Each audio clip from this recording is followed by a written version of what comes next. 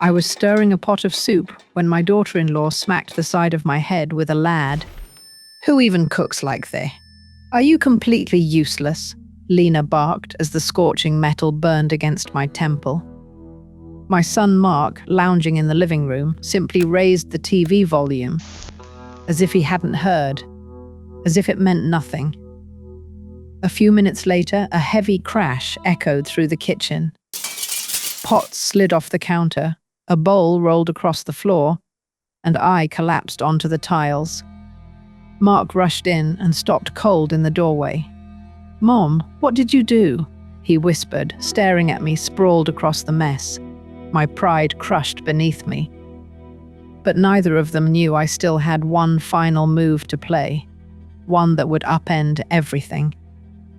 My name is Nora. I'm 89 years old, with hands hardened by years of kneading dough for people I loved and a heart that, until recently, clung blindly to the idea of family devotion. What a foolish woman I was, how little I understood. 7 months ago, I buried my husband, Evan. Nearly 50 years of marriage disappeared on a chilly late February afternoon when his heart failed while he was trimming the marigolds in our backyard. I found him on his knees, the clippers still in his hand, a cold breeze rustling the plants he had cared for. After that day, the world became nothing but silence and fading photographs. I lived alone in a house suddenly too big, surrounded by memories that hurt to breathe near.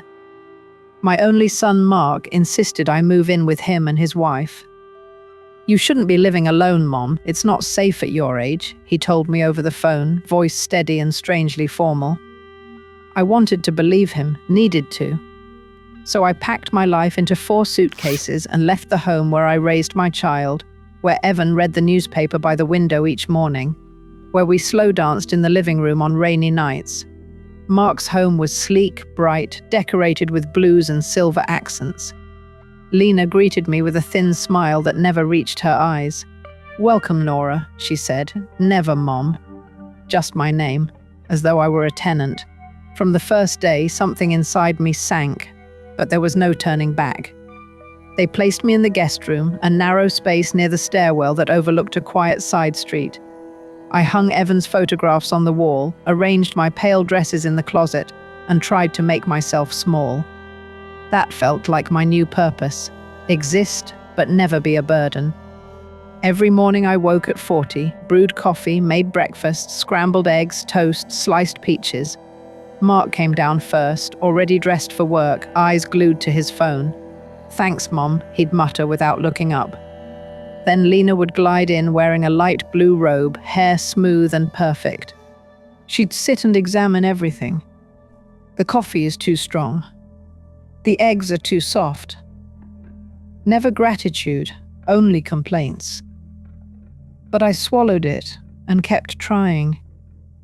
I wanted to matter. Weeks blurred. I cleaned, cooked, washed clothes. I became the invisible hand maintaining their home, folding laundry, wiping surfaces, aligning picture frames. Lena, who worked remotely, snapped at me whenever something in her day faltered. "Why is this plate here?" she'd shout. "Can't you pay attention?" Mark would be nearby sometimes, close enough to hear, but he never intervened. At night, I lay awake listening to the hum of the refrigerator.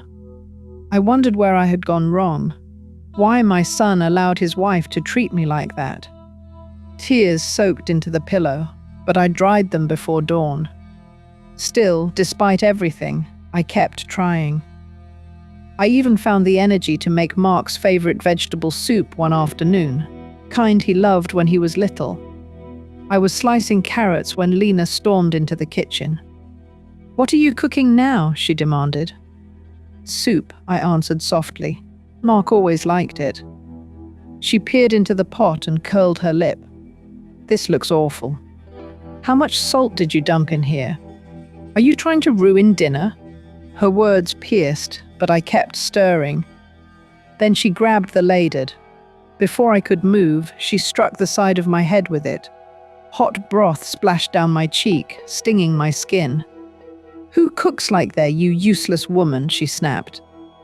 My vision blurred. I reached for the counter. From the living room, the TV suddenly grew louder. Mark had heard. He must have heard, and he chose noise over me. Something inside me, tired, bruised, went silent. Lena stared, waiting for me to apologize for existing. "You're pathetic," she said. "I don't know why Mark insisted on bringing you here. You're just taking up space." My hands trembled, my breath shook. The burning on my temple pulsed. A few minutes, that's all it took for a decision to rise inside me. I looked at the pots, the dishes, the spotless counters I scrubbed every day, and I broke. I lifted the largest pot and dumped the soup into the sink. The crash of hot liquid hitting metal was loud, liberating. Then another pot fell, then a bowl, then a plate. Noise erupted, shattering, clanging, freeing. I wasn't planning it, I wasn't thinking, I was surviving. Mark ran in. "What was that?" he shouted. He froze at the sight, overturned cookware, the splattered soup, me standing at the center of it. "Mum, what did you do?" he whispered. Lena appeared behind him, her face twisting. "She's lost it," she shrieked. "Look at this, she's insane." "Mark, call someone, she needs help." Mark stared at me as if searching for the woman he remembered. He didn't find her. "Why would you do that, Mum?" he asked softly. My voice wavered. "Lena hit me with the ladle, Mark. And you? You turned up the TV." He blinked. I didn't hear anything." "Liar." "You heard," I said. Lena stepped forward. "I'm done with her. Choose, Mark. Me or her?" The silence felt like a blade. Mark lowered his gaze. "Mum, I think it's better if you stay somewhere else. This isn't working." The words cut straight through me. Thrown away. By my own child. "When?" I whispered. "Tomorrow morning," he said. "I'll call a taxi. I'll help financially for a bit." That night, I packed slowly. I looked at Evan's photo and wondered what he would say. I folded my dresses, tucked pictures between them, and sat awake until morning. The next day, the taxi honked. Mark handed me $200. "For now," he said, avoiding my eyes. I didn't hug him. I didn't look back. I stepped into the taxi and felt the door close like the end of a life I had tried so hard to hold together. When the taxi pulled away from Mark's driveway, I kept my eyes fixed on the window, refusing to let myself look back. The morning was overcast, the kind of pale grey sky that makes everything feel heavier. The driver didn't ask questions, he just adjusted the radio to some soft instrumental station and drove as though he sensed that silence was the only kindness I could handle.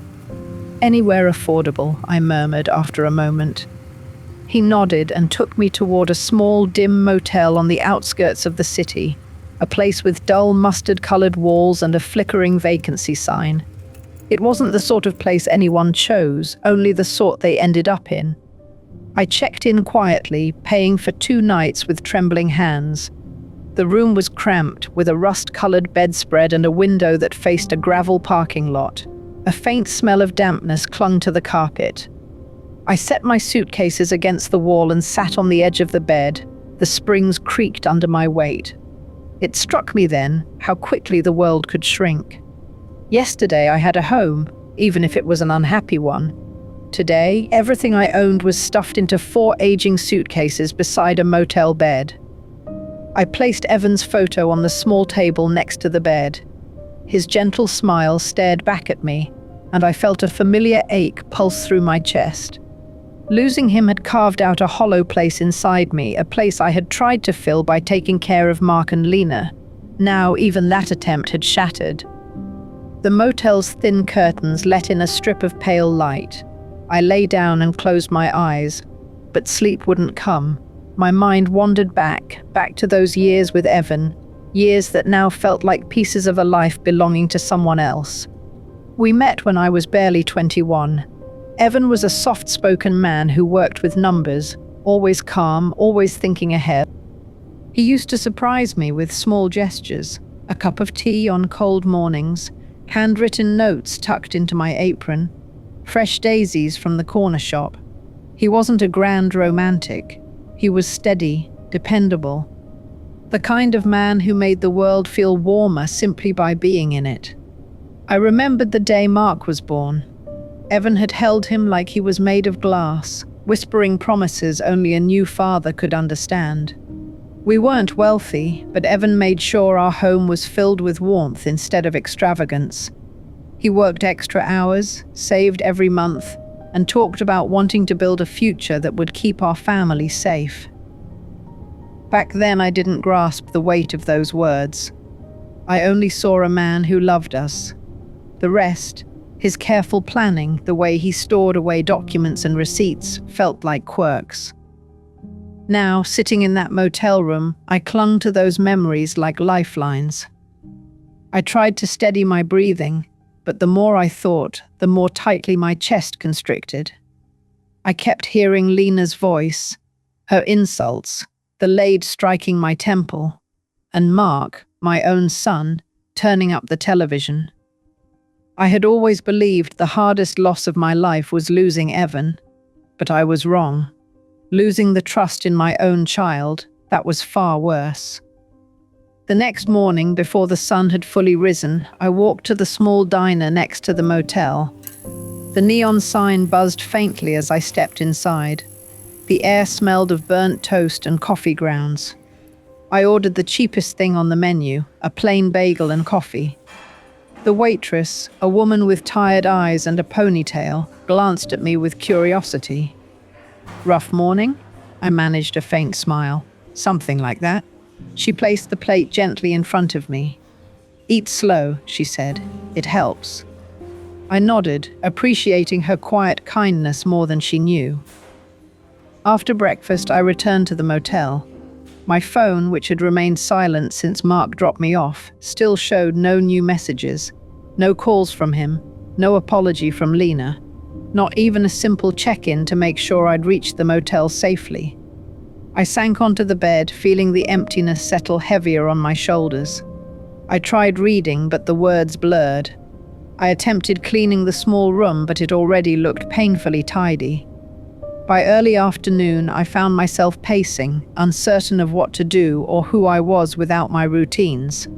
I reached for my purse and pulled out an old notebook, a simple blue one I used to jot down thoughts. Most of the pages were blank. I opened to the first empty page and wrote without thinking. "I don't know who I am without someone needing me." The admission struck me harder than I expected. My entire life had revolved around being useful, being dependable. First for Evan, then for Mark. Now, stripped of that role, I felt untethered. That evening, as the motel lights flickered on and shadows stretched across the room, I sat by the window.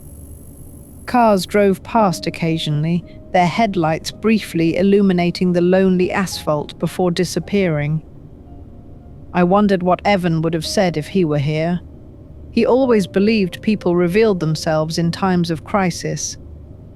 I supposed Mark had revealed who he had become, and perhaps who he had always been without me noticing. The next day, I walked around the neighborhood, trying to gather my thoughts. It was a quiet area, small shops, a laundromat, a used bookstore with faded signs. I stopped at the bookstore for a moment, peering through the window at stacks of novels and frayed spine biographies. It reminded me of the afternoons Evan and I used to browse bookshops, picking out stories we never had time to read. I went inside and wandered through the aisles. A thin paperback caught my attention. It was a poetry collection, simple, unassuming. I flipped through it, reading a few lines. Something about the words felt grounding, steady. Without hesitating, I bought it. Back in my motel room, I read the poems until dusk settled outside. They weren't profound or famous, but they soothed that restless ache in my chest. 3 days passed quietly. Not peacefully, just quietly. Then on the fourth morning, everything shifted. As I packed my bag to check out, a dull, throbbing pain pulsed behind my left temple where the lad had struck me. I pressed my fingers against it and winced. A faint bruise had formed, darkening into a swollen patch. It was then that I noticed something tucked into the side pocket of my smallest suitcase, an envelope I didn't remember packing. Yellowed at the edges, my name written in Evan's familiar handwriting. My heart stuttered. His handwriting. My fingers trembled as I reached for it. Whatever was inside, I knew instantly. My life was about to change again. The envelope felt strangely heavy in my hands, as though the paper inside carried a weight far beyond its size. I sat on the edge of the motel bed and opened it slowly, careful not to tear the fragile edges. Evan's handwriting stretched across the page in those familiar, gentle strokes that always made him seem patient even when he wasn't speaking. "My dearest Nora," the letter began. For a long moment I couldn't breathe. I traced my fingertips along the ink, imagining him seated at the old dining table writing that, his glasses low on his nose, the lamp beside him glowing softly. He wrote about loving me, about wanting to protect me from worry, about how he had spent years quietly building something meant to keep our family safe. But as I read, I felt something tighten in my chest. He had written the letter nearly 2 years before he passed. 2 years? Why hadn't he shown it to me? Why keep something like that hidden away? Evan was thoughtful, yes, but he wasn't secretive. At least that's what I had always believed. The envelope contained several folded documents, property deeds, investment summaries, lists of assets written in Evan's tidy script. The numbers made my head spin. There were buildings I had never heard him mention, investment accounts I didn't know existed, and legal terms that blurred together. And then I saw it. One of the listed addresses belonged to the building where Mark and Lena lived. A chill ran through me. My hands trembled slightly as I unfolded that page again, reading the details more carefully. Evan had purchased the building decades earlier, back when prices were low and the neighborhood was still growing. He had renovated it quietly over the years, renting out units at modest rates. Why hadn't he told me? Why hadn't he told Mark? Before I could fully absorb it, a knock sounded at my door. I flinched, folding the papers quickly and tucking them under the pillow. "Housekeeping," a voice called. I exhaled in relief. "No, thank you," I answered. Footsteps moved away.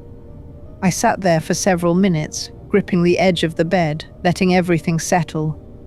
My mind swirled with questions, but one truth stood out. Evan had left all of this to me, every bit of it. But I didn't understand how to use any of it. My eyes drifted back to the envelope. On the last page, Evan had written a phone number and a name. Alan Price, attorney. Evan must have trusted him deeply. And I, sitting in a motel room with a bruise on my temple and nowhere to go, had no choice but to trust him too. I walked to the motel's front office and asked if I could use their landline. The clerk, a young man with a sleepy expression, nodded and pointed me to a phone near the wall. My fingers shook slightly as I dialed the number. "Price and Associates," a calm voice answered. I need to speak with Alan." My voice sounded smaller than I intended. "One moment," the receptionist said. A short pause, then, "Mrs. Nora Hayes," he said, using my maiden name from the documents. "Yes," I whispered. "We've been trying to reach you for some time. Are you safe?" The question caught me off guard. For a heartbeat, I wanted to say yes, but I swallowed and said, I think so. Where are you?" "A motel off South Crestline Road. I'll send someone within half an hour," he said. "Please wait inside." When the call ended, I stared at the phone for a moment, unsure whether to feel relieved or terrified. Back in my room, I sat by the window and watched the parking lot.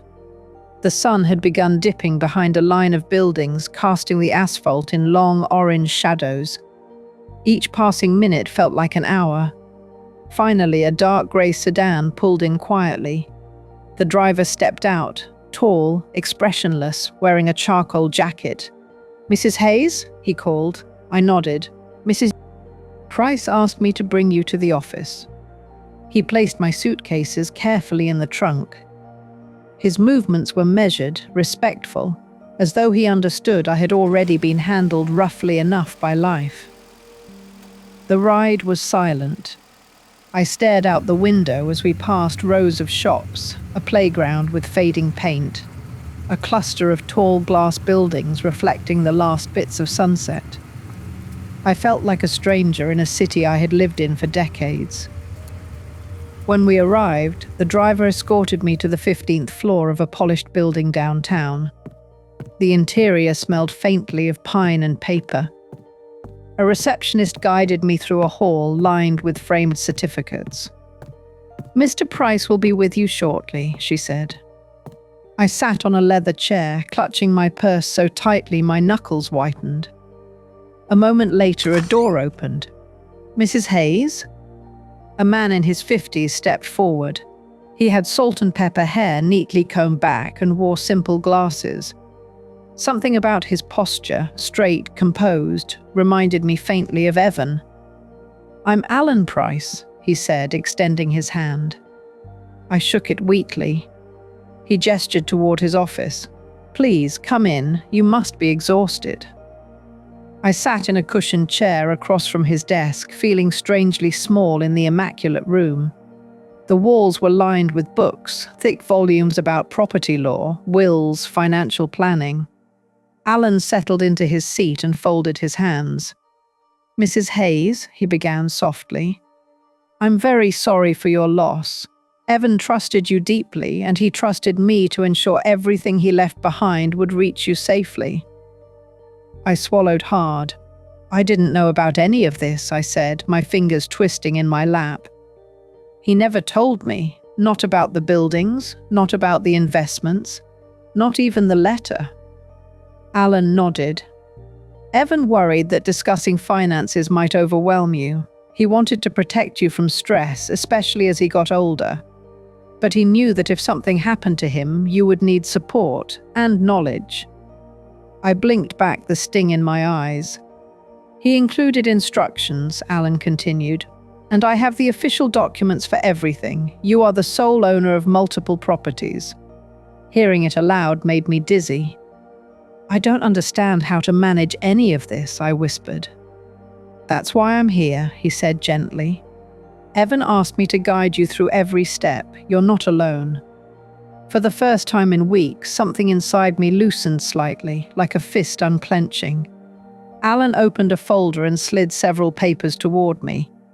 "These are the certified deeds. We'll go through them slowly. There's no rush." I stared at the documents, the ink crisp, the seals official. So much had been mine all along, and yet I had been sleeping in a motel room, unsure of where I would go next. Alan met my gaze. "There's one thing we need to settle first," he said calmly. "Your immediate living situation. You have options, Mrs. Hayes." "Many options." I exhaled shakily. For the first time since leaving Mark's house, I felt something unfamiliar rising through the fog. Hope. Alan closed the folder gently, as if aware that every piece of paper inside it had the power to upend my world in ways I had barely begun to grasp. I sat there with my hands folded tightly in my lap, staring at the documents without fully seeing them. My mind kept circling back to one thought. Evan had built an entire safety net around me, but I had been drifting alone, unaware it even existed. "Before we go any further," Alan said softly, "I've arranged temporary lodging for you. A hotel nearby. A comfortable one. You shouldn't have to return to that motel." "I can manage for a bit longer," I murmured, though even as I said it, the exhaustion in my bones argued otherwise. "It's already taken care of," he replied. "Evan left a specific note asking that you never again endure unnecessary hardship. He wanted you taken care of immediately." His words settled on me like a warm blanket. For weeks, I had been moving through life wrapped in coldness. Mark's silence, Lena's cruelty, the indifference of strangers. Now, finally, someone spoke to me with gentleness again. Alan stood. "The driver will take you there now. We can continue tomorrow." When I rose from the chair, my knees wobbled slightly. Alan noticed and walked me to the door with a discreet steadiness that reminded me of how Evan used to guide me down steep garden steps. The driver escorted me to the same grey sedan and loaded my suitcases again. As the car pulled away from the office building, I let out a breath I hadn't realized I'd been keeping trapped inside. The hotel came into view. A quiet place with soft lighting and a garden courtyard blooming with pale pink blossoms. Not extravagant, but warm, safe. A far cry from the muster motel room. Inside the suite, soft cream-colored curtains filtered golden evening light across a neatly made bed. A small table held a vase of freshly cut lilies. There was even a welcome card with my name written in delicate script. For the first time in what felt like ages, when I closed the door behind me, I felt enclosed in peace rather than fear. I set my bags down and headed straight to the bathroom. The tub was deep, the water pressure strong. I filled it with warm water and a handful of lavender-scented salts I found beside the sink. When I lowered myself into the water, it felt like the world was washing itself off my skin. I stayed there until the lavender scent filled the whole room. When I emerged, my limbs felt lighter. My mind felt clearer. I wrapped myself in a white robe that was softer than anything I'd worn in years. I ordered a simple dinner, vegetable soup, warm bread, a cup of chamomile tea. When it arrived on a small tray with a linen napkin, I almost cried at the kindness of a meal prepared without judgment. I fell asleep quickly that night, the bed holding me in a way that felt almost maternal. In the morning, sunlight warmed the room. I woke slowly, stretching beneath sheets that smelled faintly of vanilla. For a moment, I forgot everything. I forgot Lena's insults, Mark's betrayal, the motel's stale air. I felt, briefly, like someone living an entirely different life. But reality returned as soon as I sat up. I made myself a cup of tea from the tray by the window and stared out at the courtyard below. People walked through it lazily, some talking, some reading, some tending to the flowers planted neatly in wooden boxes. It reminded me of the mornings Evan and I used to sit outside, sipping coffee while he read the newspaper. After breakfast, the driver arrived promptly at 9 to take me back to Alan's office. I carried Evan's envelope with me, gripped tightly in both hands. Alan greeted me with a warm nod and motioned for me to sit. He had already arranged the documents neatly on the desk. Today, he said, I'll explain how each property works, what they generate monthly, and what responsibilities they carry. I nodded, though the idea of owning anything more complicated than a single house felt overwhelming. We began with the first building, a modest apartment complex on Elm Harbor Road. The tenants were mostly long-term residents, families and retirees. Alan explained the standard rental rates, the upkeep costs, and the approximate monthly income. Then came the second property, a slightly newer building near the river with a cafe on the ground level. It wasn't until we reached the third building that my breath caught. Magnolia Court, Mark and Lena's building. Evan purchased it 30 years ago, Alan said, tapping the page. It was run down at the time, but he saw potential in the neighborhood. He renovated it slowly over many years. I stared at the address, reading it twice to ensure I wasn't mistaken. That building, it's mine? Alan nodded. Yes. A strange mix of emotions washed through me, shock, disbelief, anger, something like grief. All this time, while Lena barked orders at me in her kitchen, While Mark raised the television volume to drown out my pain, they had been living in one of Evan's buildings, and they hadn't known. "Did Evan ever tell Mark?" I asked quietly. No. He wanted to wait until he believed Mark was mature enough to handle the news sensibly. Unfortunately, Alan let the sentence trail off. Yes, unfortunately. Alan turned the page. There is also something else. Evan arranged a special rate for Mark, far below market value, a favor from father to son. I closed my eyes, letting the unfairness settle in. The world Evan built was meant to hold us, protect us. Instead, his generosity had become a cushion for people who treated me like I was disposable. I opened my eyes again, steadier.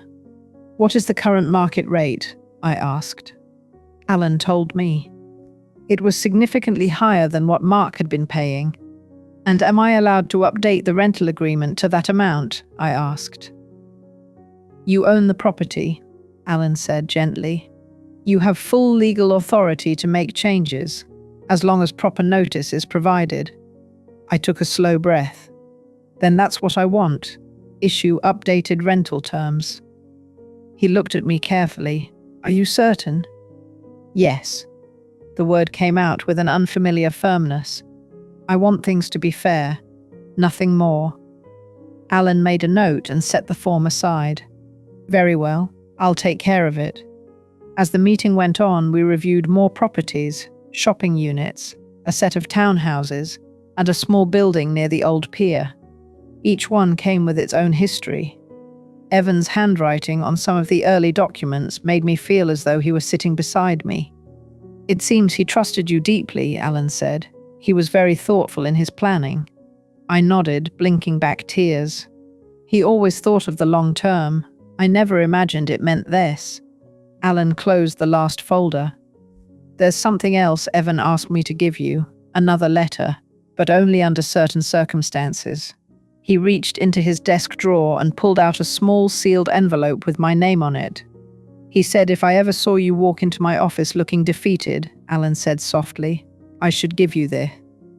My throat tightened. I opened the envelope slowly. Evan's handwriting filled the small page. "My Nora, if life has pushed you hard enough that you sought help, remember you are stronger than you believe. Everything I built so you would never have to bow to anyone. Stand tall, my love. You deserve dignity. You deserve peace. Evan." The words blurred as tears filled my eyes. I covered my mouth with my hand, trying to keep from sobbing aloud. Alan looked away politely, giving me space. When I finally composed myself, I folded the letter carefully and tucked it into my purse. "I think Evan knew," I whispered. "He knew I might face something like that." Alan nodded. "He wanted you to stand on firm ground." I exhaled slowly. "Alan," I said, "I want to see all the buildings, every one of them. I need to understand what I own. I need to see it with my own eyes." "That can be arranged," he said. "We'll start tomorrow." When I left the office, the late afternoon sun warmed my face. The sky had shifted to a soft orange streaked with hints of pink. The air felt different, lighter. I wasn't sure what kind of life awaited me next, but for the first time in a long while, I felt like I wasn't walking into darkness. I was stepping into something entirely new. The next morning began with a soft knock at the hotel door, followed by the driver's calm voice announcing he was ready whenever I was. I dressed slowly, choosing a simple beige sweater and dark slacks, clothes that felt neutral, steady, appropriate for a version of myself I was still learning how to inhabit. Outside, the sky was a muted blue, the kind that always precedes a warmer afternoon. As I stepped into the courtyard, a faint breeze carried the scent of the flowers that lined the walkway. I paused for a moment to breathe it in. I hadn't realized how much I'd missed the gentle fragrance of blooming plants. Evan had tended to our garden so carefully every season. Being around flowers again felt like touching a memory. The driver opened the car door for me, and soon we were navigating through the city. Buildings rose and fell in long rows, some old and worn, others shiny and new. Alan had arranged a full tour of my properties, though he insisted we move at whatever pace felt comfortable. We began at a modest two-story building on Ashbury Lane. The exterior was painted a soft olive colour, trimmed with white. A few tenants were walking out, an older woman carrying a basket of laundry and a young man with headphones around his neck. Neither seemed aware that the building's owner was quietly watching from the sidewalk. I felt strangely invisible and yet present. It was an odd sensation. The second property was slightly larger, set near a quiet river bend. A small cafe operated on the ground floor, its outdoor tables dotted with pastel-colored umbrellas. The place smelt faintly of roasted coffee beans and warm sugar. A barista stepped outside to adjust a chair, and I wondered if she realized how many mornings Evan must have spent calculating numbers to keep buildings like that afloat. "Your husband really cared about reinvesting in the community," Alan said as we walked back toward the car. "He always chose areas that had potential to grow." I nodded. He saw possibilities in places others overlooked. We continued to a row of townhouses, a small strip of shops, and a quiet residential complex near a school. Each location carried its own atmosphere, its own heartbeat. At every stop, I took mental notes, how the tenants carried themselves, whether the buildings felt cared for, what kind of life unfolded inside those walls. But nothing prepared me for Magnolia Court. When the car pulled up beside the building, my breath hitched. The tan brick exterior, trimmed with dark railings and a small patch of greenery near the entrance, looked exactly as I remembered from all the times I visited Mark. Bright, polished, modern. Seeing it now, knowing I owned it, was disorienting.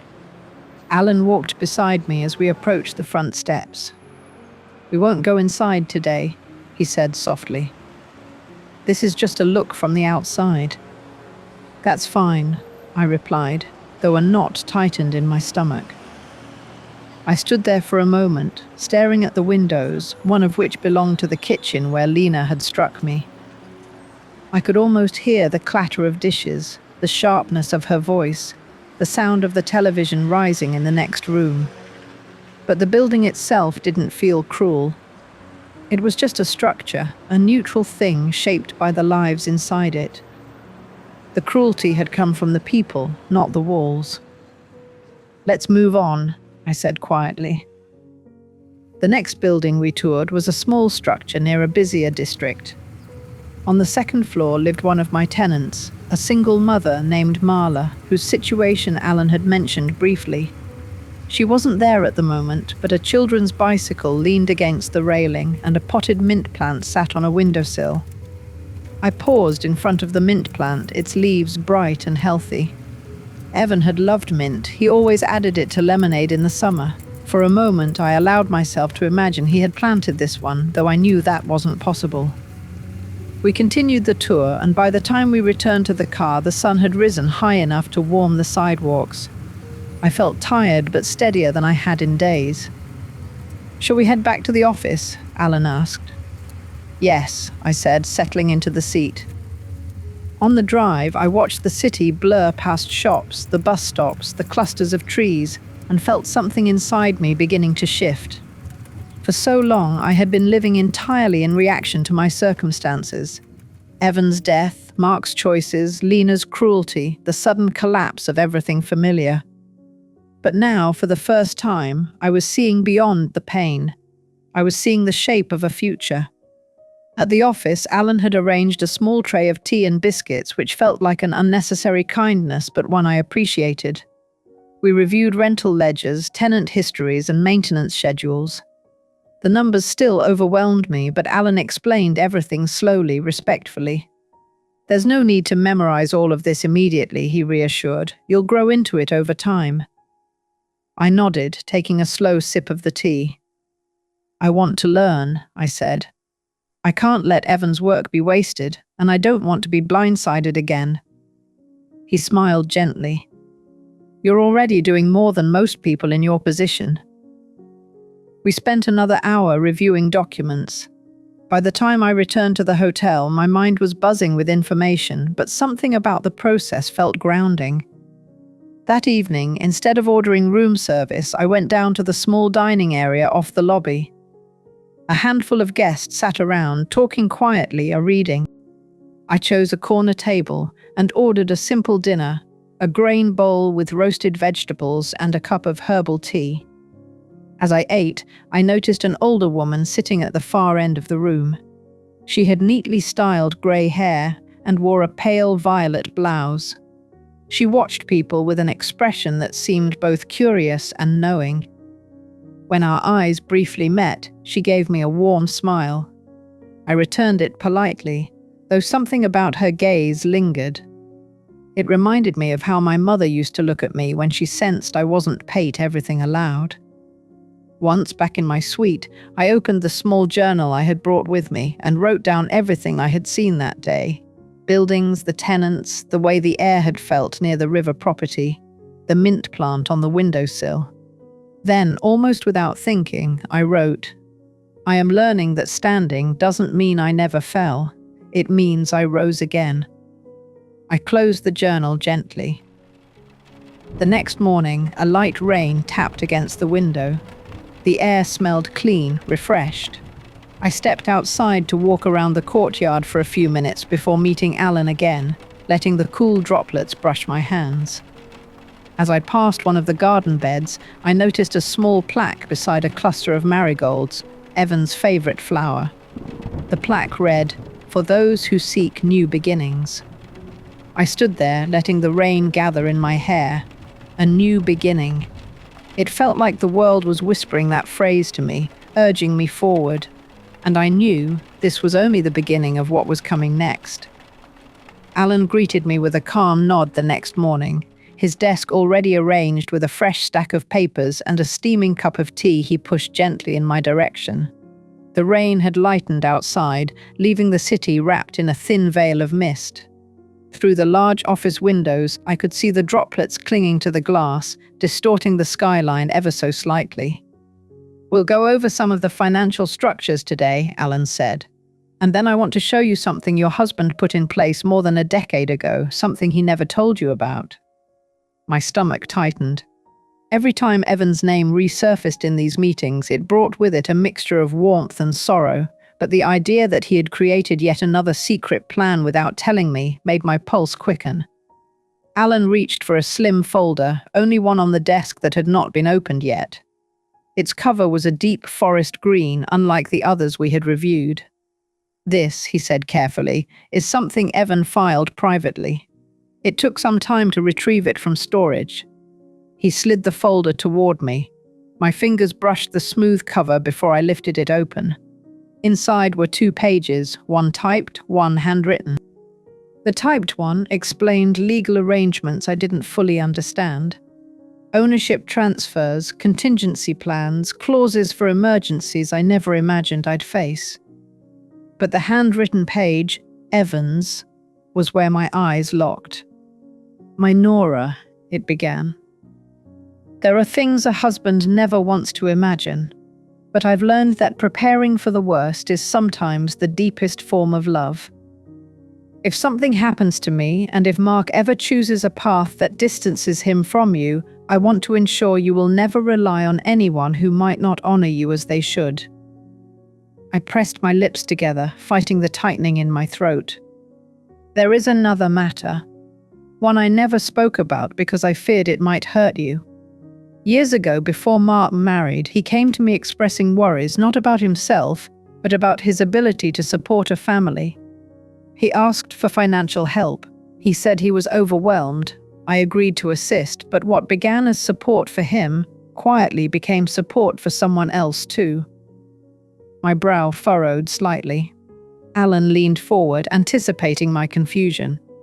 "Evan provided money that Mark requested, but Mark wasn't the only one using it." I blinked. Who else was involved? Alan exhaled softly, choosing his words with care. "At the time, Mark had a partner before Lena, someone he cared for deeply. She faced several personal difficulties. Your husband didn't want to worry you, so he set aside funds, temporary funds, to help them both. But when things between them ended, Evan quietly dissolved the arrangement. The revelation settled slowly, like dust drifting through a shaft of light. Mark had loved someone else first, someone troubled, someone Evan had helped support, and I had never known. I absorbed the quiet ache of that idea, not because I resented the secrecy, but because it painted my son in a new light. A younger Mark, unsure and earnest, asking his father for help. A version of him I hadn't seen in years. Alan tapped the document gently. Evan didn't want this to burden you, especially after the relationship ended, but he wanted the funds to remain part of your estate, and they did. With interest, they are now part of your investment accounts. They felt like parts of a machine Evan had built and entrusted to me. You're catching on very quickly, Alan remarked. Most people take months to grasp all of this. I've never had to manage anything like this, I admitted.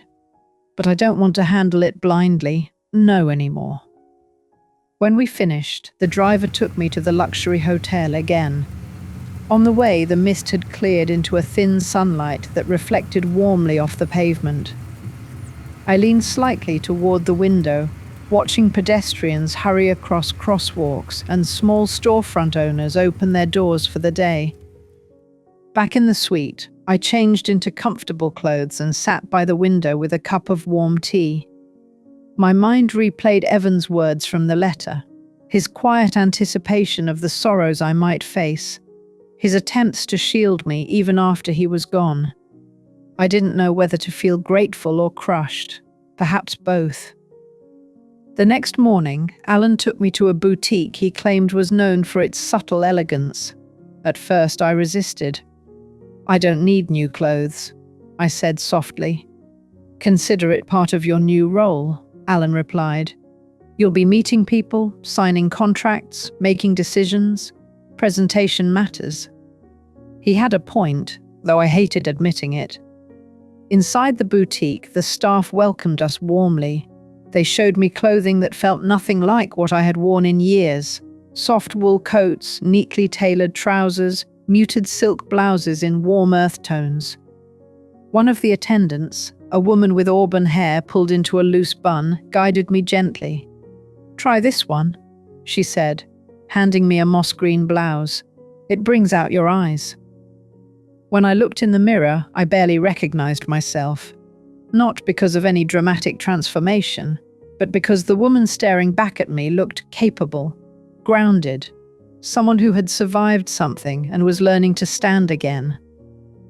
Alan paid for everything before I could protest. "This is part of your preparation," he said with a firm but kind tone. "Think of it as an investment, not in fabric, but in your presence." After the boutique, he took me to a salon where a stylist trimmed my hair into a clean shoulder-length cut and added a soft chestnut tint that brought warmth back to my complexion. They shaped my eyebrows gently, polished my nails in a pale rose color, and applied a bit of makeup that made me look awake rather than altered. When I stepped outside afterward, the air felt different against my face. I wasn't trying to become someone new. I was rediscovering someone old, someone I had buried under years of caretaking, grief, and silent endurance. The next few days were filled with tours of additional properties, some old, some newer, some in need of repairs, some thriving. Each building taught me something, how people lived, how small decisions rippled out, how stability was built piece by piece. By the end of the week, I understood something important. Evan hadn't yet built an estate. He had built a future, one he intended me to own fully. That evening, I sat at the desk in my suite, the city lights glittering beyond the window, and wrote in my journal. Strength isn't loud. Sometimes it whispers. Sometimes it hides. But when it returns, it feels like breathing after being underwater. I closed the journal softly. Tomorrow, I knew, would bring choices I'd never imagined I'd be able to make. Choices that would change everything, for Mark, for Lena and for me. The following morning arrived with a quiet clarity, the kind that settles over you when uncertainty finally begins to loosen its grip. I dressed in one of the new blouses from the boutique, a soft sand-colored fabric that seemed to rest gently on my skin, and tied my hair back loosely. When I looked in the mirror, I didn't see the frightened woman who had stood trembling in Mark's kitchen. I didn't quite see the old me either. I saw someone standing on the threshold of possibility. Alan met me in the hotel lobby. He carried a slim leather folder, but his expression was warmer than usual. I thought today we could start reviewing some of the business logistics, he said, and then take a deeper look at management strategies for your properties. I nodded, though the nervous flutter in my stomach returned. I'm ready to learn, I said. In the car, we discussed property managers, maintenance schedules, and routine inspections. I began writing things down in a small notebook, short bullet points, reminders, questions. It felt good to put thoughts to paper again. We arrived at the first property of the day, a newly renovated building in a quieter district. The lobby smelled faintly of lemon polish, and large windows let in soft morning light. A young couple walked through the hallway carrying grocery bags. They nodded politely as they passed. Alan walked me through the maintenance room, showing me ledgers, receipts, and upcoming repair plans. I listened carefully, absorbing procedures I had never imagined myself needing to understand. You'll begin to recognize patterns, Alan said. A well-managed building runs like a living system. Every component influences the next. I considered his words. Evan had likely seen the world this way too, systems, processes, connections. No wonder he had been able to build something so stable. After the walkthrough, we stepped outside where the air held the faint warmth of early afternoon. A man in his 40s wearing paint-splattered overalls was kneeling by one of the exterior walls, touching up a section with a small brush. He looked up as we passed. "Morning," he said with a friendly nod. Alan greeted him back, then leaned over to whisper, "He's been working with this building for years, reliable and honest." I nodded, appreciating the quiet pride in the man's voice as he resumed painting. We headed to another property after that, a compact commercial building with a bakery on the ground floor and 2 offices above. The smell of warm pastries drifted out as we stepped inside. The owner, a cheerful woman with flour smudged on her apron, greeted us immediately. "Hello. Here for Alan, I assume?" she asked with a bright smile. Before I could respond, she added, "Tell the owners how grateful we are for the stable lease. This location saved us during the slow months." I smiled softly. It was strange to be thanked for something I hadn't known I'd done, but some part of me, quiet, still healing, felt warmed by it. We continued moving through the city. Each building had its own tone, its own rhythm. Some had lively tenants who greeted each other in the hallways. Others were filled with silence, their stairwells echoing only with footsteps. By midday, Alan suggested we stop for lunch at a small cafe near the river. I ordered a bowl of tomato bisque with a slice of toasted bread. The meal tasted comforting in a way I couldn't explain. Simple, grounding. When we finished, Alan placed the leather folder on the table between us. "There is one important piece of business we need to finalize," he said. "If you're ready." I took a steadying breath. "Tell me." Alan opened the folder and revealed a set of neatly typed documents. "We need to create a management entity, a business name, for you to operate under. It will provide privacy and streamline legal responsibilities." He slid a paper toward me, showing potential names he had drafted. One stood out immediately: Pinewood Holdings. It was simple, unassuming, strong. "I like that one," I said. Alan smiled gently. "Then Pinewood Holdings it is." He guided me through the signatures, explaining each part before I signed. When the final paper was complete, something settled inside me. I wasn't just inheriting Evan's world anymore. I was shaping my own. "Next," Alan continued, We need to address the tenants in Magnolia Court. The notices of updated rental terms have already been prepared. They will go out this afternoon. A faint tremor ran through me, but not fear. Something steadier, something resolute. Did anyone else in that building have special arrangements? I asked. A few older tenants received discounted rates from Evan long ago, Alan said. We can keep those if you want. They have perfect payment histories. Yes, I said immediately. Leave their arrangements as they are. Some people need stability. Alan nodded, making a note. And Mark's? Full adjustment? I exhaled slowly. Yes. He will receive the same treatment as every other tenant with a standard lease. When Alan folded the documents back into the folder, I felt a strange clarity settle in my chest. It wasn't vengeance, not even close. It was fairness. A line drawn where none had existed before. By the time we returned to the hotel, the sky had shifted into a soft amber glow. I stepped out of the car and walked slowly through the courtyard, letting the wind brush against my face. As I approached the lobby entrance, a familiar voice called gently behind me. You look like you're learning how to stand taller, the older woman from the dining area said. She was seated on a bench beneath a small flowering tree, her violet blouse glowing in the sunset. I walked closer. I suppose I am, I admitted. She smiled knowingly. Good. Some people take a lifetime to realize they are allowed to stand. I hesitated. Was it hard for you? Her eyes softened. Terribly hard, but that's what makes it worth it. I sat beside her for a moment, letting her words settle. Whatever life you had before this, she said quietly, don't lose it. Build on it. Expand it. Don't shrink for anyone ever again. I nodded slowly. Thank you, I murmured. She patted my hand gently, then rose and walked toward the lobby.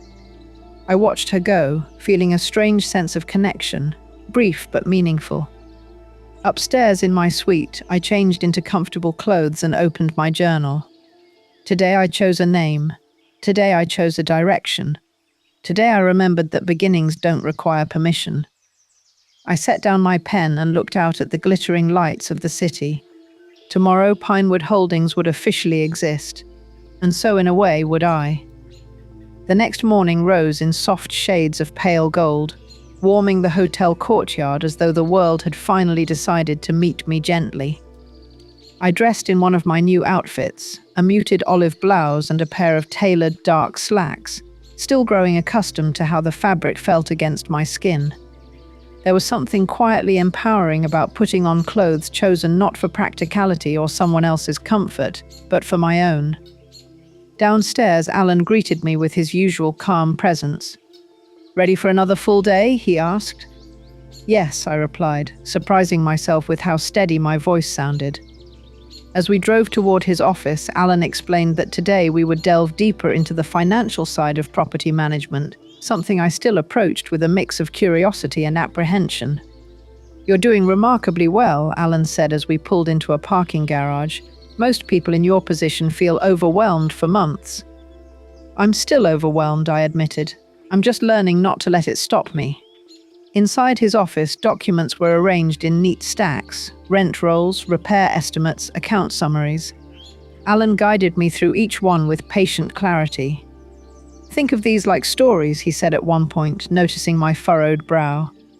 Every building has a narrative. These numbers tell you what kind of life is unfolding inside it. When I'd processed enough for the morning, we headed out to visit another property, a compact structure with light grey siding and rows of planters lining the walkway. A group of tenants stood near the entrance, chattering pleasantly. One of them, a middle-aged woman in a navy cardigan, offered us a curious smile. "Good morning," she said. "Are you with management?" Alan nodded politely. "Just conducting some routine oversight." "It's a nice place," the woman added. "Quiet, safe. You don't always get both in this city." I returned her smile, touched by her sincerity. Knowing that Evan had helped create spaces where people felt protected sent a soft swell of warmth through me. Afterward, Alan and I visited a commercial building closer to downtown. Office workers shuffled through the halls carrying travel mugs and laptop bags. Each suite hummed with the subdued energy of weekday routines. As we walked down one of the corridors, Alan pointed to a plaque beside an office door. "This company," he said, "was one of your daughter-in-law's former clients." I paused. "Former?" "Yes. They recently restructured and her contract was among those phased out." I nodded, absorbing the information quietly. It wasn't joy I felt, not even vindication. It was distance. A quiet acceptance that consequences unfold whether we watch or not. Back in the car, Alan handed me a printed version of Pinewood Holdings' finalized registration, my signature crisp at the bottom. "You are now," Alan said with a small, proud smile, "the primary decision-maker for all of this." The weight of it settled gently on my shoulders, not crushing, but present. At our next stop, Alan introduced me to a property manager named Grace, an efficient woman in her 40s with a no-nonsense attitude and a friendly laugh that contrasted her brisk walk. "I've heard wonderful things about your husband's legacy," she said to me. "He was practical and compassionate. Hard to find in this business." "He was," I replied softly. Grace walked us through the building, pointing out maintenance logs, tenant histories, and a few areas she recommended upgrading. "Small changes," she said. "Fresh paint, new fixtures, better lighting in the stairwell. It increases safety and boosts morale." I found myself nodding along with growing confidence. As we moved between properties, Alan's explanations shifted from technical to strategic. "There's an art to this," he said. "Balancing business decisions with human understand. It's not just numbers, it's people." People. How strange, I thought, that I had once been treated as though I were invisible by the very people who shared my home. At a quiet point in the afternoon, Alan received an update from the administrative team. "The notices for Magnolia Court went out earlier today," he said gently. For a moment, everything inside me stilled. "And?" I asked calmly. "There have already been questions from tenants," he replied. "Most understand. A few are unhappy, but they'll adapt." "And Mark?" He shook his head. "Not yet." I exhaled slowly. Whatever storm was brewing in that apartment, it hadn't reached landfall. By late afternoon, Alan took me to a meeting held in a modest conference room where several other property owners had gathered. They discussed routine challenges, leaky roofs, late rents, new regulations. Their voices carried a weary yet determined cadence. Alan introduced me simply as Mrs. Hayes from Pinewood Holdings. I nodded politely at each person, content to listen more than I spoke. One man, tall with a deep voice, shared a tip about handling vendor contracts efficiently. Another talked about dispute resolution with tenants. A soft-spoken woman discussed how she managed emergency repairs using a rotating contractor list. I wrote notes, absorbing it all. Being in that room felt strangely affirming, not because I knew everything, but because I was learning without fear. When the meeting ended, the soft-spoken woman approached me. "You're new to this," she said kindly, "but you'll do well. You have a grounded presence. Tenants respond better to owners who aren't arrogant." Her words touched something inside me. I had spent years trying to shrink, to avoid conflict, to serve quietly in corners. Now a stranger was telling me that presence, not smallness, was my strength. Back at the hotel, evening had deepened into a quiet navy blue sky. The courtyard lights flickered on, casting warm pools of light along the pathways. I walked slowly toward the bench beneath the flowering tree. The older woman in the violet blouse wasn't there that evening, but her words stayed with me. Upstairs, I changed into soft pajamas and sat at the desk with my journal. Today, I stepped into a room I never imagined entering, and no one questioned whether I belonged. I paused, letting the ink dry. Maybe belonging isn't given. Maybe we decide it for ourselves. I closed the journal softly. Tomorrow I would begin preparing for something heavier.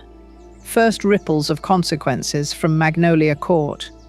And somewhere inside me I felt ready. 2 days passed quietly before the first tremor arrived. I was seated in the hotel lounge, sipping a cup of mild mint tea, when Alan called. His tone was as even as always, but I recognized a subtle shift beneath the surface. "Mrs. Hayes," he said, "we've received several calls regarding the updated rent notices at Magnolia Court." I set my cup down gently. "From tenants?" "Yes, most were simple questions, a few complaints, nothing unexpected." "And Mark?" I asked. There was a slight pause. "Your son called 3 times this morning. He insisted the increase must be an error." I inhaled slowly. "What did you tell him?" "That all communication must go through the management office and that the updated terms are standard policy for the property." He demanded to speak to the owner, but I reminded him the owner does not handle tenant inquiries directly. I nodded, though he couldn't see me. "Good." Alan cleared his throat. He sounded distressed. Distressed. The word carried a dull ache, but I didn't let it settle too deeply. "Keep me informed," I said quietly. After I ended the call, I sat for a moment longer, letting the faint hum of conversation from other guests wash over me. The tea steam curled upward, fading into the air. It had begun. Later that afternoon, I decided to take a walk. The air outside was cool, brushed with the scent of freshly watered plants in the courtyard.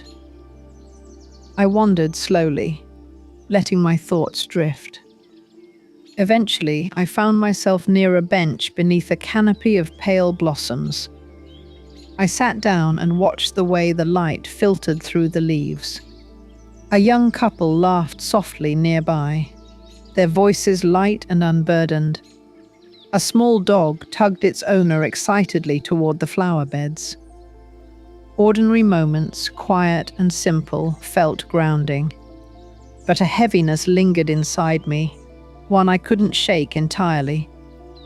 I had spent so many years trying to protect Mark from everything. Financial stress, loneliness, failure. I had carried his burdens even when he didn't ask me to. And now, for the first time, he would have to face something without my cushioning. As I sat there, I thought of the Mark I used to know.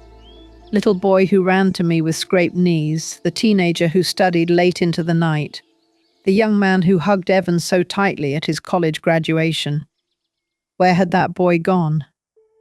Had I lost him, or had he drifted away long before I noticed? The next morning, Alan texted me, we should meet. Update regarding Magnolia Court. I dressed quickly and met him in his office. When I stepped inside, he gestured toward the chair across from him. "Your son called again," he began. This time his wife was with him. They were both upset. I folded my hands in my lap. What did they say? They insisted the rent increase was unfair. They mentioned your husband's previous arrangement and claimed they were entitled to continuation of the preferred rate. I gave a small, humorless laugh. Entitled, of course. Alan continued. They also said the sudden change was impossible for them financially. They asked for leniency. My breath tightened slightly. "And what is your recommendation?" "That we follow protocol," he replied. "Treat them as any other tenants. Give them the standard 30-day adjustment window." I nodded slowly. Yes. No exceptions. He made a note. "There's something else. Your son's payment history. It isn't good. He has been consistently late, even with the reduced rate." My heart sank a fraction. Late, even with the discount Evan provided. "Do we know why?" I asked. Alan hesitated. "I did a basic review of his credit report. He has accumulated substantial debt, credit cards, personal loans, incidental expenses. If you'd like, we can investigate further, but I didn't want to intrude without your permission." I stared at the edge of the desk, absorbing the information. "Proceed with caution," I said. "Only what is necessary." "Of course." As I rose to leave, Alan added quietly, "Your son is struggling, Mrs. Hayes, but these are consequences of choices he made." "I know," I whispered. I just never imagined watching it unfold from this distance. The next week was tense. Each morning, Alan updated me. Calls from Mark grew more urgent. Emails arrived from the building's management team. Tenants discussed the changes among themselves. Then one morning, Alan's tone shifted abruptly. "He didn't pay," he said simply. I felt my chest tighten. "What do you mean? Rent was due yesterday." "Nothing posted. Under the updated terms, he now owes the full amount. We must issue a formal late notice." I sat very still. "Then do it." After we ended the call, I stood at the window of my suite, watching the city stretch out below. Cars moved slowly across intersections. People hurried along the sidewalks. Life continued, indifferent to what unfolded inside individual hearts. That night, unable to sleep, I sat at the small writing desk and opened my journal. I once believed the hardest thing in life was losing someone to death. But sometimes the harder loss is watching someone choose to drift away while they're still alive. The next day, Alan called again. "Your son has contacted the building's management 6 times today," he said. "He insists there must be a mistake. He has asked repeatedly, begged actually, for the owner to reconsider." A long silence filled the line. "He took out a short-term loan last night," Alan added gently. "A very expensive one, high interest, likely used to cover some immediate expenses." My eyes closed. I felt no triumph, only a quiet ache. "He is spiraling," Alan said softly. "I know," I whispered, "but I can't catch him this time." 2 days later, the inevitable happened. Alan called early in the morning. "It's official," he said. "Your son's rent is now 2 months overdue. Under city regulations, we can proceed with eviction." The word felt heavy, final. "Proceed," I said quietly. After the call, I went for a walk outside the hotel. The morning air felt sharper than usual, crisp, honest. As I walked, I passed the older woman in the violet blouse sitting on the familiar bench. She looked up and offered a gentle nod. "Your steps are heavier today," she observed. I sat beside her. "Today is difficult. Difficult things usually mean growth," she said, "or release." I stared at the ground. I'm watching someone I love fall apart, and I'm the one allowing it to happen. She considered that carefully. Allowing someone to face their own consequences isn't cruelty. Sometimes it's the only kindness left. My eyes burned slightly. "It doesn't feel like kindness. Kindness isn't always soft," she said gently.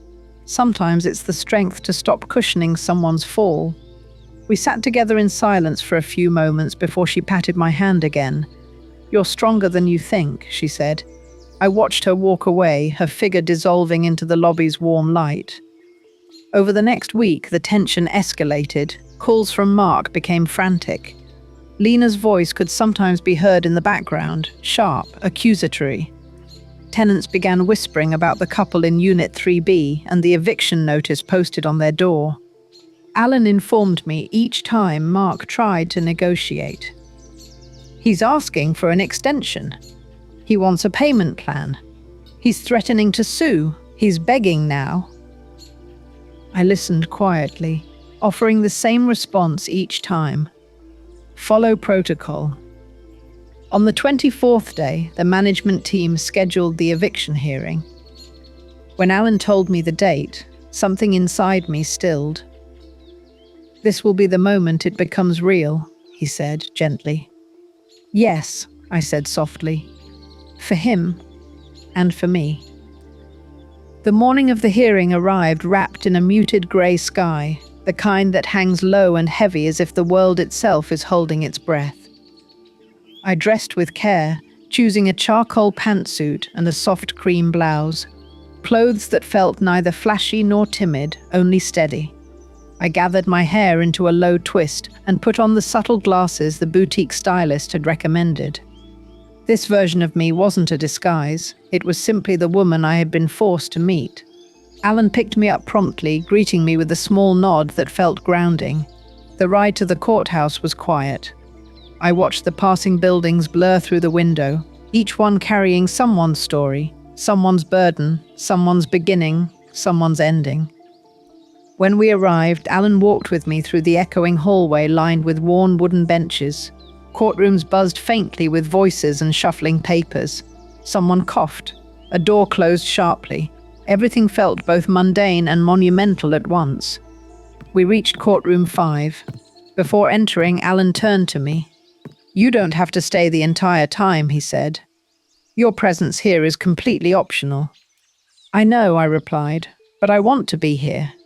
He studied my face for a moment, then nodded. Inside, I found a seat in the back row, far enough that Mark wouldn't see me. The fluorescent lighting hummed overhead, and a faint smell of old carpet lingered in the air. People filtered in, tenants, landlords, attorneys, each carrying their own quiet tension. A few minutes later, Mark entered. He looked diminished. His shirt wrinkled, his face drawn, dark circles hollowing his eyes. His usually well-kept hair was uncombed, sticking up at odd angles. Lena followed behind him, arms crossed tightly, lips pressed in a hard line. She wore a fitted maroon dress, too polished for the occasion, but her eyes were sharp, restless. They sat in the front row, whispering urgently. Mark's knee bounced uncontrollably. Lena's gestures grew increasingly agitated, her voice a faint hiss. I looked away. Seeing them was harder than I expected. Alan arrived moments before the judge entered. He didn't acknowledge me, just as we agreed, and took his place at the plaintiff's table. "All rise," the bailiff announced. The judge, a woman with kind but firm eyes, took her seat. Her robe rustled softly as she settled. The clerk called the case. Pinewood Holdings versus Mark Hayes and Lena Hayes. My breath caught when I heard Evan's last name paired with mine, and theirs. It made everything feel heavier, more personal. Alan stood first, presenting the case with calm professionalism. "Your Honor, the tenants were given 30 days' notice of a standard rent adjustment to bring their lease to current market rate. They failed to pay the adjusted amount for 2 consecutive months. All notices were issued properly. All deadlines passed." The judge nodded, reviewing the documents. Then Mark's attorney, a young man who looked barely out of university, stepped forward. He straightened his second-hand suit jacket and began speaking with forced confidence. "Your Honor, my clients have lived in their unit for years under a special arrangement with the previous owner. They had every reason to expect continuity. The sudden increase has caused hardship. We request leniency or a reinstatement of the former arrangement." The judge raised an eyebrow. "Do you have proof of any contractual agreement guaranteeing that rate?" Mark's attorney flipped through his folder, fingers trembling slightly. There was a verbal understand." The judge shook her head gently. "Verbal understandings do not override written leases." Lena shot upright. "This isn't fair," she exclaimed. "We had everything under control until the owner decided to change everything overnight." The judge glanced at her sternly. "Ma'am, please sit. You'll have a chance to speak if necessary." Lena sank back down, muttering under her breath. Mark stared at the floor. Alan continued. "Furthermore, Your Honor, the tenant's payment history shows repeated late payments, even under the previous reduced rate." Mark's jaw clenched. He glanced briefly toward the back of the room, toward me, but looked away quickly, as if unsure whether he had really seen me there. The judge looked at Mark directly. "Mr. Hayes, can you pay the overdue amount today?" Mark swallowed hard. "No, Your Honor, not today. Within a week." He shook his head. "Then I have no legal grounds to delay this matter." Lena began to protest again, but the judge raised a hand. Your rent was adjusted fairly and legally. You did not comply with the new terms. The court must rule in favor of the plaintiff. The gavel struck once. 10 days to vacate. It was done. The sound echoed through the room, vibrating through the wooden benches, through my chest. Lena's face twisted sharply, part fury, part disbelief. She stood abruptly, pointing a manicured finger at the judge. "This is ridiculous. We're being punished for nothing. This whole thing is—" Her attorney tugged frantically at her arm. "Please, Mrs. Hayes, stop." She yanked her arm away. "No, we shouldn't have to move." "Mrs. Hayes," the judge said sternly, "you are bordering on contempt." Lena went silent, her eyes burning. Mark remained seated, frozen. His shoulders slumped, his eyes unfocused. He looked like a man watching his world fall apart in slow motion. When they finally exited, they didn't look back. After the courtroom emptied, I sat in the quiet for a few moments longer. The hum of the overhead lights filled the room. A janitor stepped in and began wiping down the table. I rose slowly and walked out, my steps soft against the hallway's worn linoleum. Alan waited near a drinking fountain. When I approached, he spoke gently. "You handled this with remarkable composure. Most people in your situation would have left the moment they saw their family inside." "I needed to see it," I replied. "I needed to know that this wasn't cruelty. It was consequence." We walked toward the exit.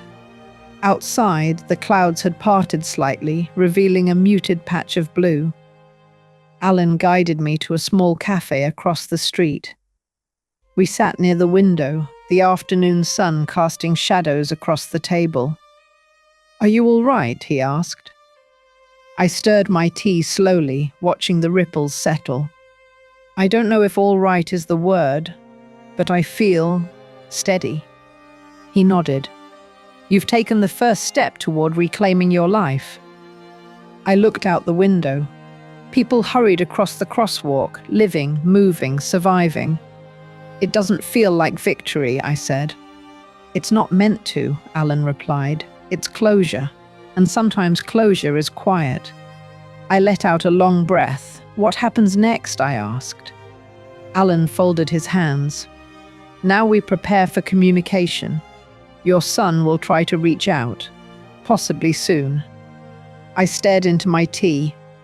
"And when he does," I murmured, "that will be entirely up to you." I nodded slowly. I wasn't sure what decision I would make, but for the first time in a long time, the decision felt like mine. Alan was right. The call came sooner than I expected. It was the morning after the hearing, and the sky was still pale with early light. I had just finished a quiet breakfast in the hotel dining area, a bowl of oatmeal with sliced pear, when my phone buzzed on the table. Unknown number. Something in my chest tightened. I didn't answer immediately. Instead, I let it ring until it stopped. A moment later, a voicemail notification appeared. With a slow breath, I pressed play. "Mum, it's me." Mark's voice was rough, frayed around the edges. "Please, I don't know what else to do. We need to talk. I know I messed up, but please. I just need to see you." He paused for so long that I thought the message had ended. Then, softly, "I'm sorry. I'm so sorry." The message clicked off. I stared at my phone for a long moment, feeling the weight of every syllable. The words sounded sincere, broken even, but sincerity didn't undo what had happened. Apologies didn't erase nights spent wondering where I belonged in the world. I sat very still until my tea turned cold. Alan called me an hour later. "He reached out to me too," he said. "He's asking for an urgent meeting with the owner of Pinewood Holdings." I exhaled slowly. "Set it up." Alan hesitated. "Are you certain? You don't have to meet him." "I know," I murmured, "but I need to hear him. And he needs to understand." We arranged the meeting for the next afternoon in Alan's private office. I spent the rest of the day trying to prepare, though nothing truly prepared me for the storm of emotions waiting beneath my ribs. I walked the courtyard paths 3 times. I drank cup after cup of tea. I reread Evan's letters. I even wrote in my journal, though the words felt inadequate. I don't know if this meeting is for him or for me. When the next afternoon arrived, I dressed with a trembling sort of care. A soft grey blouse, a dark cardigan, simple black slacks. I pulled my hair back neatly and looked in the mirror. I didn't look angry. I didn't look forgiving. I looked resolved. Alan met me downstairs and briefed me quietly on the way up. I've told him he'll be meeting a representative for Pinewood Holdings. He does not know it will be you. My stomach fluttered, but I nodded. He's already in the waiting room, Alan added. We reached the office. Alan opened the door for me and I stepped inside, taking my place behind his desk. The chair felt solid beneath me, steadying. Alan gave me a reassuring look before stepping out to bring Mark in. I folded my hands atop the desk. My pulse quickened as footsteps approached. The door opened. Mark stepped inside. He froze. His eyes widened, disbelief flickering across his face like a sudden flame. "Mum?" he whispered. I kept my voice even. "Sit down, Mark." He sank into the chair opposite me, staring as if trying to reconcile the woman before him with the mother he thought he knew. "You're—" His voice faltered. "Your Pinewood Holdings?" "Yes." He swallowed hard. I don't understand. How? When? Why didn't you tell me?" "That's a long story," I said. "But today isn't about how, it's about what happens next." He ran a hand through his hair, which looked unwashed and unevenly cut. "I feel like I'm in a nightmare. Everything's falling apart. Lena's gone. I'm behind on every bill. I've lost my job. I didn't tell you that part. I haven't slept more than a few hours in days." I listened quietly. He continued, voice cracking. "I know I've been terrible. I know I should have defended you. I know I should have never let Lena speak to you like that. I know—" His breathing hitched. "I know I hurt you. I don't know why I did that. I don't know how I became that person." My hands tightened slightly in my lap. "You didn't become that person overnight," I said softly. "You became him slowly. Choice by choice." He winced, tears gathering at the corners of his eyes. "I'm sorry," he whispered. "I can't say it enough. I'm sorry. I thought you were strong. I thought you didn't need me to step in. I thought you wanted to help around the house. I didn't realize." "You didn't want to realize," I corrected gently.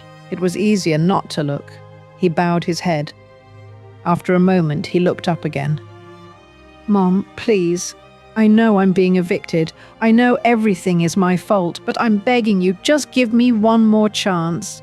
Let me stay until I get back on my feet." My heart ached. Not because of his plea, because of the desperation hiding behind it. "I can't do that," I said quietly. "Not as your mother, and not as your landlord." His face fell. "Why? You have everything now. Why can't you just let me stay?" "Because helping you stay in the same place is what hurts you," I answered. "You've been sinking for years, Mark, and I kept trying to be the lifeboat, but all that did was teach you that sinking was safe." Tears spilled down his cheeks. "I don't know what to do." "You start over," I said. "You leave the apartment, you face your debts, you find work, you take responsibility for your life." He shook his head. "I can't do it alone." "You can," I said softly. "You just never had to before." A long silence stretched between us. Then, in a trembling voice, he asked, "Do you hate me?" My chest tightened painfully. "No, I don't hate you, but I don't trust you. Not yet." He closed his eyes, tears slipping freely now. "I don't know if I can ever fix what I did to you," he whispered. "That's not something you can promise me," I said gently. "It's something you show me, over time, if you choose to." He opened his eyes again, raw and searching. "If I do, if I rebuild, will you ever let me back into your life?" I took a slow breath. I don't know, I admitted, but I'm open to the possibility. That's more than I could give you before. He nodded slowly, absorbing the words. We sat there in silence for several minutes. For the first time in years, my son looked like the boy who used to cling to my hand while crossing the street. A boy who wanted so badly to do right but had lost his way in adulthood. Finally, he stood. "I'll move out," he said quietly. "I'll figure it out. I'll try to become someone you can be proud of again." I nodded once. "That's all I can ask." He hesitated at the door. "Mom? Yes?" "I love you. I don't deserve to say it, but I do." My throat tightened. "I know." He left the room slowly, closing the door behind him. I sat in Alan's chair long after he was gone, letting the air settle around me. My hands trembled faintly, not from regret, but from the weight of a chapter finally closing. Alan stepped back inside after several minutes. "That was incredibly difficult," he said. "Yes," I whispered, "but necessary." He nodded. "What now?" I looked toward the door where my son had disappeared. "Now," I said, softly, "I let him walk his own path, and I walk mine." Mark moved out of Magnolia Court 3 days before the eviction deadline. Alan informed me early that morning. "The keys were turned in," he said. "The apartment was left clean. No disturbances." I closed my eyes for a moment, letting the news sink in. Relief didn't wash over me the way I expected. Instead, a quiet, steady ache settled in my chest, an ache that wasn't sharp anymore, only present, like an old bruise still tender to the touch. Later that afternoon, I sat in the hotel courtyard with a cup of chamomile tea. The flowering tree above me rustled gently in the breeze. A few petals drifted down, grazing my shoulder before landing softly on the bench. For the first time in a long while, I felt still. Over the next few weeks, the small routines of my new life took shape. Pinewood Holdings received its final confirmations. Alan guided me through new contracts, new tenants, new inspections. I walked through buildings with an increasingly steady step, learning to understand them the way Evan must have years ago. I chose a modest, quiet house from among my properties, one I remembered passing by during our tours. It had white shutters, a sunlit kitchen, and a narrow garden wrapped around the side. Not grand, not cold, but warm in a way that felt like home. When I moved in, the first thing I unpacked was a framed photo of Evan. I placed it on a small shelf near the window where the morning sun reached just right. "I found it," I whispered to him, touching the edge of the frame. "A place that feels like mine." The second thing I unpacked was my journal. I spent the first morning on the wooden porch with a cup of coffee, listening to the distant sound of birds in the trees. For the first time in months, I allowed myself to breathe without feeling like my exhale carried the weight of someone else's expectations. My days filled gently, tending to the small bushes outside, attending community art classes, learning the soft discipline of watercolor painting. I found comfort in mixing colors, watching the pigment settle across paper in soft gradients. At the shelter downtown, one that had once turned me away on a crowded night, I began volunteering twice a week. I washed dishes, served meals, handed out blankets. I met people who had been bruised by life in ways that made my own wounds feel both familiar and distant. One afternoon, while washing trays, I recognized a face. It was Ray, man who had offered me a piece of stale bread during my first night at the path. He blinked when he saw me. "You," he said with surprise. "You look different." I smiled softly. "Life changed." He nodded. "Sometimes it does that." We worked together in quiet companionship, and as we scrubbed trays under warm water, I realized how strange and beautiful it was that life had allowed our paths to cross twice, once in despair, once in steadiness. Weeks slipped by. My home grew more personal with each small addition. A new set of curtains, a handmade ceramic bowl from a local craft fair, A painting I finished during a class. A soft abstract swirl of greens and browns that felt like healing. And then one Saturday morning, while I was kneeling by the garden bed planting small marigold seedlings, my phone rang. A number I didn't recognize. For a moment I hesitated, then I answered. "Hello," I said softly. There was a pause. "Mum, it's me, Mark." His voice sounded steadier than it had weeks earlier. Not whole, not entirely healed, but grounded. "I hope this is okay," he continued. "I didn't want to bother you. I wanted to tell you something." I sat back on my heels, brushing soil from my gloves. "I'm listening." "I found a new place," he said. "It's small, really small, but I can afford it on my own. I'm working nights right now. It's not glamorous, but it's honest. And I'm paying off my debts slowly." A breath I didn't know I'd been holding released. "I'm glad to hear that," I said. He hesitated. "I'm going to therapy too, trying to understand why I let things get so bad, why I treated you the way I did." My chest tightened. "That's good, Mark. I'm not calling to ask for help," he added quickly. "I'm not asking for money or favors. I just wanted you to know I'm trying." Silence stretched between us. "Mum, yes? If someday you wanted to meet for coffee, I'd like that. But only when you're ready. If you're ever ready." I looked at the marigolds, their delicate orange petals trembling lightly in the breeze. "Maybe," I said softly. "Someday." He exhaled shakily. "Okay, I can wait."